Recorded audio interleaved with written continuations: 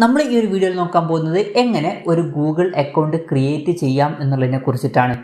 പിന്നെ നിങ്ങൾക്ക് ഒരു ജിമെയിൽ അക്കൗണ്ട് ക്രിയേറ്റ് ചെയ്യണം എന്നുണ്ടെങ്കിലും ഈ ഒരു ഗൂഗിൾ അക്കൗണ്ടാണ് ക്രിയേറ്റ് ചെയ്യേണ്ടത്. അതുപോലെ തന്നെ യൂട്യൂബിൽ ഒരു അക്കൗണ്ട് വേണം എന്നുണ്ടെങ്കിലും ഈ ഒരു ഗൂഗിൾ അക്കൗണ്ടാണ് ക്രിയേറ്റ് ചെയ്യേണ്ടത്. അപ്പം ഗൂഗിൾ അക്കൗണ്ട് എങ്ങനെയാണ് ക്രിയേറ്റ് ചെയ്യുക എന്നുള്ളതാണ് നോക്കാൻ പോകുന്നത്. അതിന് വേണ്ടിയിട്ട് ആദ്യം ചെയ്യേണ്ട ഒരു കാര്യം, ഏതെങ്കിലും ഒരു ബ്രൗസർ ഓപ്പൺ ചെയ്യുക. അതിനുശേഷം ബ്രൗസറിൽ ഗൂഗിൾ സൈൻ ഇൻ എന്ന് സെർച്ച് ചെയ്യുക. ഗൂഗിൾ സൈൻ ഇൻ അത് സെർച്ച് ചെയ്താൽ ഇവിടെ താഴെ നമുക്ക് ഇങ്ങനെ റിസൾട്ട് കാണാൻ പറ്റും. ഇതിൽ താഴെ സൈൻ ഇൻ എന്നുള്ളൊരു ഓപ്ഷൻ കാണാൻ പറ്റും. അതിൽ ക്ലിക്ക് ചെയ്യുക. സൈൻ ഇൻ അതിൽ ക്ലിക്ക് ചെയ്താൽ നമ്മൾ ഇതുപോലുള്ളൊരു പേജിലോട്ട് പോകുന്നതായിരിക്കും. ഇവിടെ നമുക്ക് സൈൻ ചെയ്യാനുള്ള ഓപ്ഷനാണ് വരുന്നത്. പക്ഷെ താഴെ നമുക്ക് നോക്കിയാൽ ക്രിയേറ്റ് അക്കൗണ്ട് എന്നുള്ളൊരു ഓപ്ഷൻ കാണാൻ പറ്റും. അതിൽ ക്ലിക്ക് ചെയ്യുക. അതിൽ ക്ലിക്ക് ചെയ്താൽ നമ്മളോട് ചില ഓപ്ഷൻസ് ചോദിക്കുന്നതായിരിക്കും. ഫോർ മൈ പേഴ്സണൽ യൂസ്, അതുപോലെ തന്നെ ഫോർ മൈ ചൈൽഡ്, അതുപോലെ തന്നെ for work or my business എന്നുള്ള 3 ഓപ്ഷൻസ് ഉണ്ട്.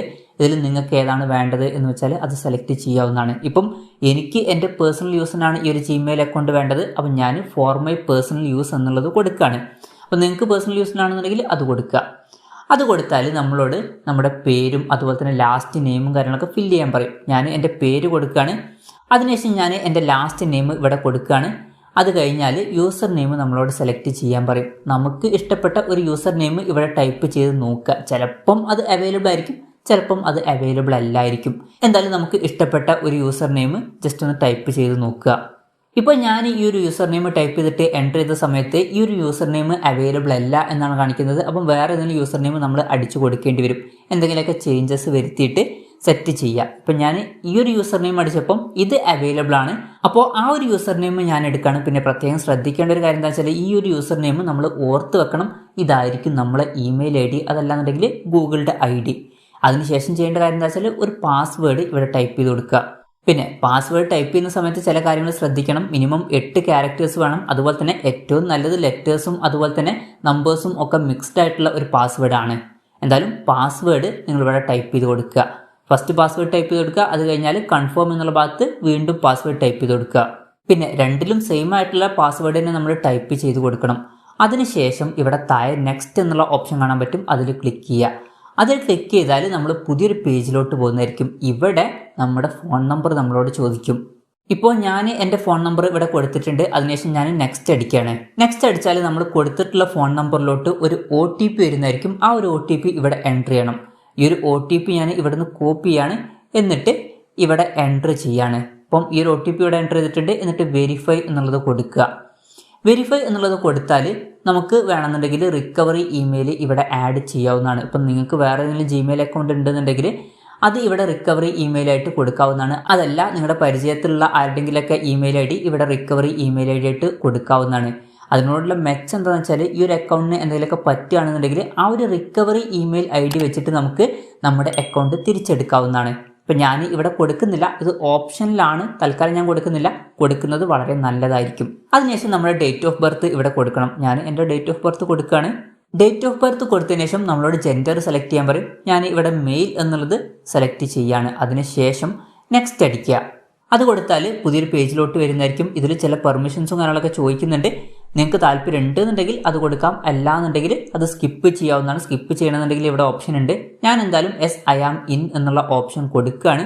കാരണം ഗൂഗിൾ ആഡ്സും കാര്യങ്ങളൊക്കെ ഇത് ബേസ് ചെയ്തിട്ടായിരിക്കും വരിക. എന്തായാലും ഞാൻ ഇതിൽ I am in എന്നുള്ളത് കൊടുക്കുകയാണ്. അപ്പം പിന്നെ പുതിയൊരു പേജിലോട്ട് പോകുന്നതായിരിക്കും. ഇതിൽ ഗൂഗിളിൻ്റെ പ്രൈവസി പോളിസിയും കാര്യങ്ങളൊക്കെയാണ് കൊടുത്തിരിക്കുന്നത്. ഇത് വായിച്ചു നോക്കുക. അതിനുശേഷം I agree എന്നുള്ളത് ക്ലിക്ക് ചെയ്യുക.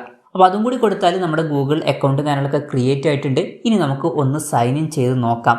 ഞാൻ നേരത്തെ പോലെ സൈൻ ഇൻ പേജിലോട്ട് വന്നിട്ടുണ്ട്.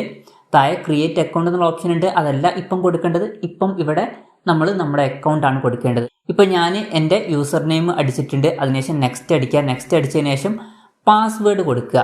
പാസ്വേഡ് കൊടുത്തതിന് ശേഷം നെക്സ്റ്റ് അടിക്കുക. ഇപ്പോൾ നെക്സ്റ്റ് അടിച്ചാൽ നിങ്ങൾക്ക് കാണാൻ പറ്റും എൻ്റെ ഗൂഗിൾ അക്കൗണ്ടിലോട്ട് കയറിയിട്ടുണ്ട്. ഇപ്പോൾ ഗൂഗിൾ അക്കൗണ്ടും കാര്യങ്ങളൊക്കെ ക്രിയേറ്റ് ആയിട്ടുണ്ട്. ഇനി നിങ്ങൾക്ക് ജിമെയിലിന് വേണ്ടിയിട്ടാണെന്നുണ്ടെങ്കിൽ ഇവിടെ ഒരു ബട്ടൺ കാണാൻ പറ്റും. ഇതിൽ ക്ലിക്ക് ചെയ്യുക. ഇതിൽ ക്ലിക്ക് ചെയ്താൽ ഗൂഗിളിൻ്റെ സർവീസസും കാര്യങ്ങളൊക്കെ ഇതിൽ കാണിക്കും. ഇതിൽ നമുക്ക് ജിമെയിൽ എന്നുള്ള ഓപ്ഷൻ കാണാൻ പറ്റും. ഇവിടെ അതിൽ ക്ലിക്ക് ചെയ്യുക. അതിൽ ക്ലിക്ക് ചെയ്താൽ ജിമെയിൽ അക്കൗണ്ടിലോട്ട് പോകുന്നതായിരിക്കും. ഈ ഒരു അക്കൗണ്ടായിട്ടായിരിക്കും ഈ ഒരു ജിമെയിൽ ലിങ്ക് ചെയ്തിട്ടുണ്ടാവുക. ഇപ്പോൾ നമ്മൾ ജിമെയിൽ അക്കൗണ്ടിലോട്ട് എത്തിയിട്ടുണ്ട്. ഇവിടെ നമുക്ക് നോക്കിയാൽ ഈ ഒരു ID കാണാൻ പറ്റും. പിന്നെ ഈ ഒരു ID അല്ല എന്നുണ്ടെങ്കിൽ ഇതെങ്ങനെ സെലക്ട് ചെയ്യാന്ന് വെച്ചാൽ അതിൽ ക്ലിക്ക് ചെയ്യുക. അതിൽ ക്ലിക്ക് ചെയ്താൽ ഈ ഫോണിലുള്ള കംപ്ലീറ്റ് ജിമെയിൽ ഐ ഡിയും കാര്യങ്ങളൊക്കെ നമുക്ക് ഇവിടെ കാണാൻ പറ്റും.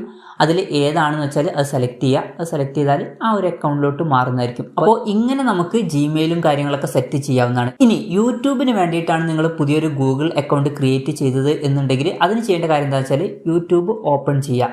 യൂട്യൂബ് ഓപ്പൺ ചെയ്താൽ ഇവിടെ മുകളിൽ പ്രൊഫൈൽ ബട്ടൺ കാണാൻ പറ്റും. അതിൽ ക്ലിക്ക് ചെയ്യുക. അതിൽ ക്ലിക്ക് ചെയ്തതിന് ശേഷം ഇവിടെ മുകളിൽ ഈ ഒരു ബട്ടണിൽ ക്ലിക്ക് ചെയ്യുക. ഇതിൽ ക്ലിക്ക് ചെയ്താൽ മുകളിൽ നമുക്ക് ഇവിടെ ഒരു പ്ലസ് ബട്ടൺ കാണാൻ പറ്റും. അതിൽ ക്ലിക്ക് ചെയ്യുക. അതിൽ ക്ലിക്ക് ചെയ്താൽ നമ്മളോട് ഫിംഗർ പ്രിന്റ് സെൻസർ വെച്ചിട്ട് വെരിഫൈ ചെയ്യാൻ പറയും. അതല്ലാന്നുണ്ടെങ്കിൽ പിൻ കോഡും യൂസ് ചെയ്യാം. ഞാൻ ഫിംഗർ പ്രിന്റ് സെൻസർ വെച്ചിട്ട് വെരിഫൈ ചെയ്യാണ്. അത് വെരിഫൈ ചെയ്താൽ നമ്മളോട് ഇമെയിൽ ഐ ഡിയും കാര്യങ്ങളൊക്കെ അടിക്കാൻ പറയും. നമ്മൾ നേരത്തെ ക്രിയേറ്റ് ചെയ്ത് വെച്ചിട്ടുള്ള ഇമെയിൽ ഐ ഡി ഇവിടെ എൻ്റർ ചെയ്ത് കൊടുക്കുക. അതിനുശേഷം നെക്സ്റ്റ് അടിക്കുക. അപ്പോൾ നമ്മളോട് പാസ്വേഡ് വയ്ക്കും. പാസ്വേഡും എൻ്റർ ചെയ്ത് കൊടുക്കുക. പാസ്വേഡ് എൻ്റർ ചെയ്താൽ ചില പെർമിഷൻസും കാര്യങ്ങളൊക്കെ ചോദിക്കും. യെസ് ഐ ആം ഇൻ എന്നുള്ള ഓപ്ഷൻ കാണാൻ പറ്റും. അത് ക്ലിക്ക് ചെയ്യുക. ഇനി പെർമിഷൻസ് കൊടുക്കണ്ട എന്നുണ്ടെങ്കിൽ സ്കിപ്പ് കൊടുക്കാം. ഞാൻ യെസ് ഐ ആം ഇൻ എന്നുള്ളത് കൊടുക്കുകയാണ്. അതിനുശേഷം ടേംസ് ആൻഡ് പ്രൈവസി പോളിസിയുടെ ഒരു പേജിലോട്ട് പോകുന്നതായിരിക്കും. അത് ഐ അഗ്രി എന്ന് കൊടുക്കുക. അതും കൂടി കൊടുത്താൽ കാര്യങ്ങളൊക്കെ കഴിഞ്ഞിട്ടുണ്ട്. ഇവിടെ നിങ്ങൾക്ക് താഴെ ഈ ഒരു പുതിയ അക്കൗണ്ട് കാണാൻ പറ്റും. അതിൽ ക്ലിക്ക് ചെയ്യുക. അതിൽ ക്ലിക്ക് ചെയ്താൽ ആ ഒരു അക്കൗണ്ടിൽ നിന്നായിരിക്കും പിന്നെ യൂട്യൂബിൽ നമ്മൾ കയറുക. അപ്പോൾ ഇനി നമുക്ക് ഈ ഒരു പുതിയ അക്കൗണ്ട് വെച്ചിട്ട് യൂട്യൂബും കാര്യങ്ങളൊക്കെ യൂസ് ചെയ്യാവുന്നതാണ്. അപ്പം ഈ ഒരു വീഡിയോ നിങ്ങൾക്ക് യൂസ്ഫുൾ ആയി എന്ന് വിചാരിക്കുന്നു. എന്തായാലും ഈ ഒരു വീഡിയോ പറ്റിയിട്ടുള്ള നിങ്ങളുടെ അഭിപ്രായം ജസ്റ്റ് ഒന്ന് കമൻറ്റ് ചെയ്യുക. അതുപോലെ തന്നെ ഇതുപോലുള്ള വീഡിയോസ് ഇനിയും കാണാൻ താല്പര്യമുണ്ടെന്നുണ്ടെങ്കിൽ ഈ ചാനലും സബ്സ്ക്രൈബ് ചെയ്യാവുന്നതാണ്.